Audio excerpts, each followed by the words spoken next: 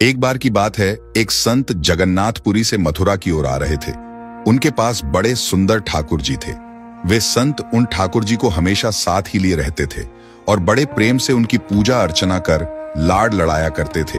Train से यात्रा करते समय बाबा ने ठाकुर जी को अपने बगल की सीट पर रख दिया और अन्य संतों के साथ हरि चर्चा में मग्न हो गए। जब ट्रेन रुकी और सब संत उतरे, तब वे सत्संग में इतने मग्न हो चुके थे कि झोला गाड़ी में ही रह गया। उसमें रखे ठाकुर जी भी वहीं गाड़ी में रह गए। संत सत्संग की मस्ती में ऐसा बहे कि ठाकुर जी को साथ लेकर आना ही भूल गए। बहुत देर बाद जब उस संत के आश्रम पर सब संत पहुंचे और भोजन प्रसाद पाने का समय आया, तो उन प्रेमी संत ने अपने ठाकुर जी को खोजा और देखा कि हाय, हमारे ठाकुर जी तो हैं ही नहीं।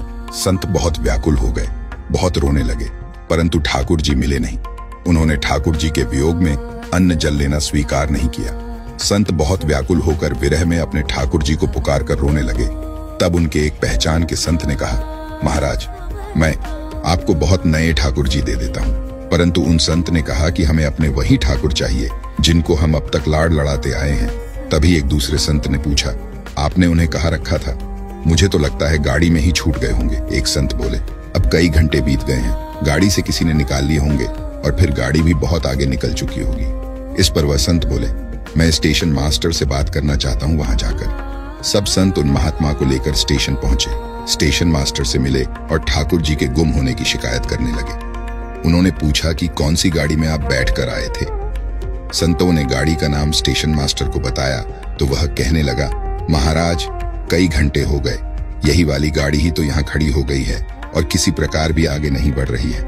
न कोई खराबी है और न अन्य कोई दिक्कत। कई सारे इंजीनियर सब कुछ चेक कर चुके हैं, परंतु कोई खराबी दिखती ही नहीं। महात्मा जी बोले, अभी आगे बढ़ेगी, मेरे बिना मेरे प्यारे कहीं और कैसे चले जाएंगे। वे महात्मा ट्रेन के डिब्बे के अंदर गए और ठाकुर जी वहीं रखे हुए थे जहां महात्मा ने उन्हें पधराया था।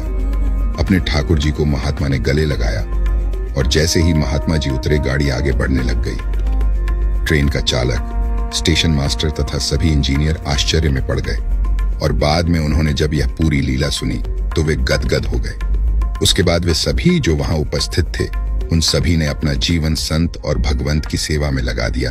भक्तों, भगवान जी भी खुद कहते हैं ना, भक्त जहां ममपग धरे तहां धरूं में हाथ, सदा संग लाग्यो फिरूं, कभू न छोड़ू साथ।